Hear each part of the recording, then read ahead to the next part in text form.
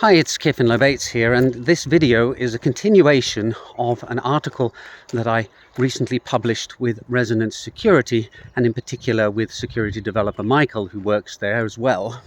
And it concerns offline digital currencies. So these are creating a buzz because a lot of countries are looking to introduce central bank digital currencies, or digital currencies anyway. We see things like the digital pound and the digital euro being floated. And one of the things that the politicians and the bureaucrats behind this want to be able to claim is that the digital currency will work offline. This is important because not everybody is online all the time, and you will need to be able to transact with the digital currency the same way that you can with physical cash. It would be hard to argue that physical cash can be replaced if the digital cash doesn't have all of the properties that physical cash has, minus the one of being physical. Now, the problem with offline digital currencies is that it's a problem that's very easy to state, but it's very hard to solve. And my intuition says that it may actually not be a solvable one, that there are properties of the physical world that simply cannot be translated into a digital analog. Now, in the article, there were lots and lots of comments, lots of questions, and, unsurprisingly, lots of solutions. However, all the solutions I've seen proposed either fail to meet the four criteria of a truly offline digital currency, and I'll go over those very quickly. So the first one is that it has to function offline. You must be able to transact without connection to a network, and that means that it cannot rely on a ledger at the point of transaction. That gets a bit complicated to go into, but basically the transaction has to take place between the two parties without relying on a third party, because there is no third party. The second condition is that it can't involve a physical component. You can't take existing cash, enhance it somehow by adding QR codes or NFC chips or RFID tags to it or something like that. Then all you're doing is you're taking cash and you're adding a digital element to it. Why not just stick to cash then? It just becomes a convenience function for tracking the currency occasionally in the digital world, and we can already do that by scanning serial numbers on banknotes. The third thing is that it has to solve the double spend problem. If somebody has digital cash on their phone and they send it to you through a local connection, that could be through Bluetooth, Wi-Fi, could be an NFC chip, could be an RFID connection, it could be a QR code, it could even be your speaker making squeaky noises and the microphone at the other end on the other phone picking up those squeaks and translating them. Doesn't matter what the communication channel is.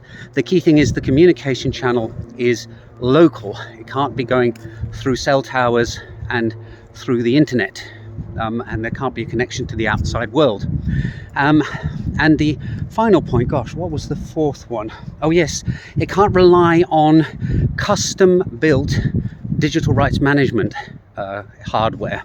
You can solve this offline problem by having specific devices that are locked down in such a way that when your representation of the digital currency is transferred to another device, your copy is deleted and you can't prevent that from happening. That's a form of digital rights management, and you can produce that kind of effect with suitable hardware. It will, however, have all sorts of security risks, and one of the aims here is that the digital currency will just work on any modern smartphone, an Android phone or an Apple iPhone or something like that. It can't require everybody to go and buy a specific government-approved and designed phone. And given the ability of governments and large organizations to manage these kind of things, it's highly unlikely that they would manage to do so in a secure way anyway. So with those four conditions in place, when I look through the solutions that I see solutions that fail to meet at least one of those four criteria in every single occasion. The only time where I don't see a solution that fails to meet all those criteria is because no description of the solution is provided. Someone recently pointed me to a press release in which the People's Republic of China announced that they had a digital yuan that could be transferred between parties in an offline situation. even when one of the phones had no battery, so you wouldn't be able to turn it on.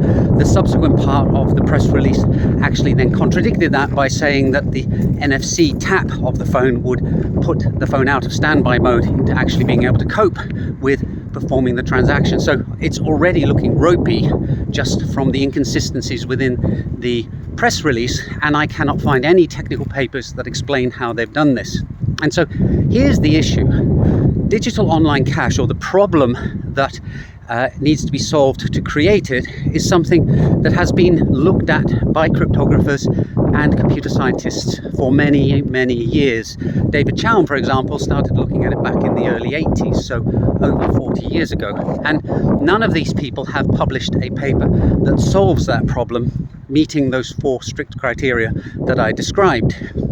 So for somebody to come along now and say, I've solved this, well, that reminds me of all the proofs of Fermat's last theorem that we used to get back at the mathematics department from school kids and amateur mathematicians, where you're looking at a problem that is very simple to state, and the solution to it, to be able to prove it, turns out to be very, very difficult. In fact, it wasn't until Andrew Wiles proved it back in the 90s that that one was finally laid to rest. And Andrew Wiles has a maths degree from Oxford University, a PhD in mathematics from Cambridge, a long career in mathematics, and he locked himself away for 7 years to solve it and still nearly didn't crack it, finally getting there through a whole bunch of obscure and esoteric branches of mathematics, and a 129-page proof. So when one of these Fermat's last theorem proofs arrived at the mathematics department, and it's 2 pages long, you know that you can bin it. The odds that somebody has solved it are very, very small. And this digital online cash problem falls into the same category as Fermat's last theorem. Proving that you have a solution is going to be incredibly hard, and anybody who says they've done it, well, what do they say? Extraordinary claims require extraordinary evidence. A press release from a national government isn't going to cut it. Somebody on LinkedIn leaving a link to their website, I followed them. I wasn't surprised that it turned out to be a waste of time, and in many cases it was clear that the people who posted their solutions hadn't even bothered to read the problem. So this has turned out to be quite a long video, and it went a little bit ranty at the end. I hope you can forgive me that, but it boils down to the fact that truly offline digital currency is a very, very hard problem. Any person who proposes that they have a solution for it had better be willing to provide an accurate description of their solution, and before that provide evidence that they've fully understood the 4 restrictions that I described earlier on in the video. So that's it for today.